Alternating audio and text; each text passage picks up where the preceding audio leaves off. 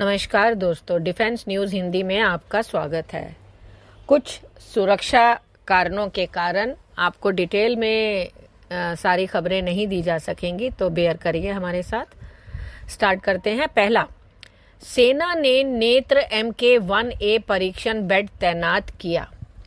एक महत्वपूर्ण परिचालन मील के पत्थर में भारतीय वायुसेना ने 7 मई को ऑपरेशन सिंदूर के दौरान नेत्रा MK-1A टेस्ट बेड को तैनात किया, जिसे मूल रूप से DRDO द्वारा परीक्षण उद्देश्यों के लिए विकसित किया गया था। एरोस्पेस पत्रकार अनंथा कृष्णन M की एक रिपोर्ट के अनुसार भारतीय वायुसेना के सूत्रों ने पुष्टि की है कि Netra MK-1A airborne early warning and control प्रणाली ने ऑपरेशन में महत्वपूर्ण भूमिका निभाते हुए त्रुटिहीन प्रदर्शन किया है। नेत्र MK-1A DRDO के नेत्र AEW&C कार्यक्रम का एक उन्नत संस्करण है, जो स्थिति जन्य जागरूकता और कमांड एंड कंट्रोल क्षमताओं को बढ़ाने के लिए डिजाइन किया गया एक बल गुणक है। एम्ब्रेयर ERJ-145 प्लेटफॉर्म पर स्थापित नेत्र MK-1A स्वदेशी रूप से विकसित सक्रिय इलेक्ट्रॉनिक रूप से स्कैन किए गए पूरे AESA रडार है, जो 240 किलोमीटर तक की दूरी पर हवाई और जमीनी लक्ष्यों का पता लगाने और उन्हें ट्रैक करने में सक्षम है। 240 डिग्री रडार कवरेज, उन्नत इलेक्ट्रॉनिक काउंटर मेशर्स और सुरक्षित संचार प्रणालियों के साथ यह प्रणाली IAF कमांडरों को वास्तविक समय की खुफिया जानकारी, निगरानी और टोही प्रदान करती है। अगला, भारत के शस्त्रागार में शामिल ब्रह्मास्त्र 800 किलोमीटर तक के लक्ष्य को नष्ट करने में सक्षम। भारत की रक्षा क्षमताओं में एक महत्वपूर्ण छलांग लगाते हुए DRDO के करीबी ने खुलासा किया है कि ब्रह्मोस सुपरसोनिक क्रूज मिसाइल की हाल में 800 किलोमीटर की विस्तारित रेंज के लिए परीक्षण किया गया, जो इसके विकास में एक ऐतिहासिक मील का पत्थर है। बंगाल की खाड़ी में किया गया यह परीक्षण ब्रह्मोस मिसाइल के 800 किलोमीटर संस्करण का पहला सफल प्रदर्शन माना जा रहा है, जिसे भारत की आक्रामक मारक क्षमता और सामरिक प्रतिरोध क्षमता में उल्लेखनीय वृद्धि है। अगला, MRSAM ने सिरसा में पाकिस्तानी फतेह मिसाइल को निष्क्रिय किया। अपनी वायु रक्षा क्षमताओं को एक महत्वपूर्ण प्रदर्शन करते हुए भारत ने 10 मई को 12:15 पर हरियाणा के सिरसा में एक पाकिस्तानी फतेह 1 सतह से सतह पर मार करने वाली मिसाइल को सफलतापूर्वक रोका और नष्ट कर दिया। सरकारी सूत्रों के अनुसार पाकिस्तान द्वारा अपने ऑपरेशन बनियान उल मार्सोस के हिस्से के रूप में लॉन्च की गई यह मिसाइल भारत में एक अज्ञात रणनीतिक स्थान को निशाना बना रही थी, लेकिन भारतीय वायुसेना की बराक 8 वायु प्रणाली द्वारा इसे बेअसर कर दिया गया। यह घटना 2 परमाणु सशस्त्र पड़ोसियों के बीच सीमा पर ड्रोन और मिसाइल हमलों की एक श्रृंखला के बाद चल रहे तनाव में एक महत्वपूर्ण वृद्धि को दर्शाती है। फतेह 1 जो है वो एक स्वदेशी रूप से विकसित पाकिस्तानी मिसाइल है, जिसकी सीमा जो है कही जाती है 140 किलोमीटर है। इसे सैन्य ठिकानों और कमांड सेंटर जैसे सामरिक लक्ष्यों के खिलाफ सटीक हमला के लिए डिजाइन किया गया है।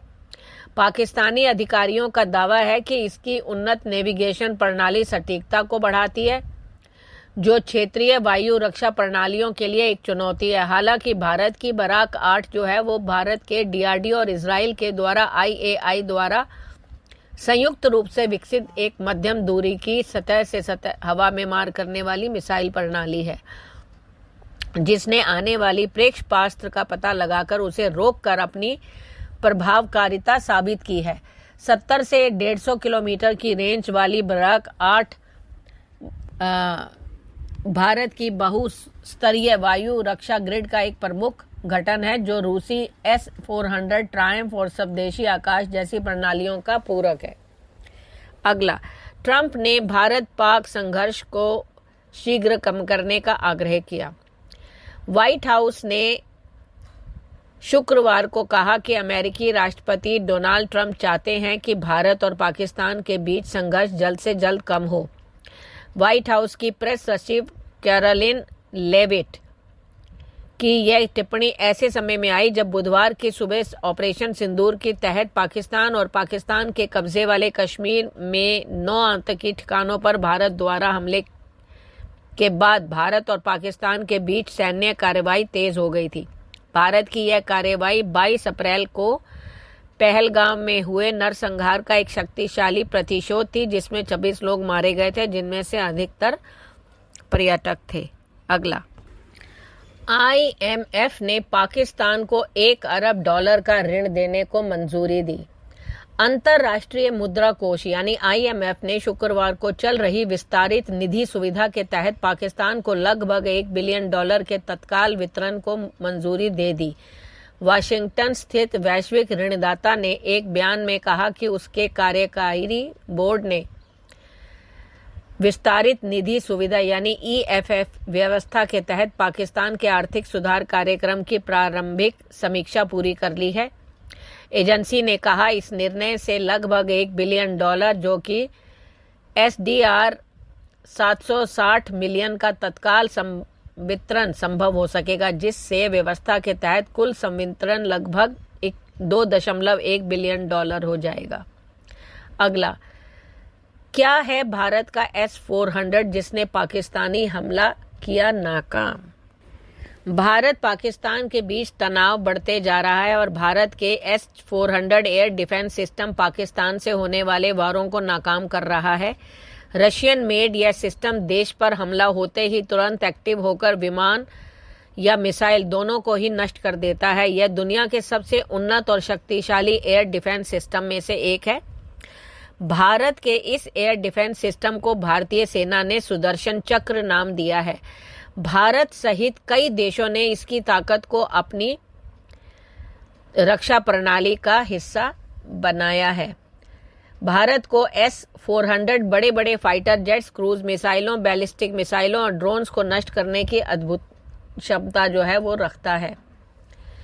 इसमें एक साथ यह सिस्टम 36 टारगेट्स को निशाना बना सकता है, यानी एक बार में 36 मिसाइलों, ड्रोनों और विमानों को तबाह कर सकता है। इसकी एक और खासियत है कि यह सिस्टम एक बार में 80 लक्ष्यों को ट्रैक कर सकता है। धन्यवाद।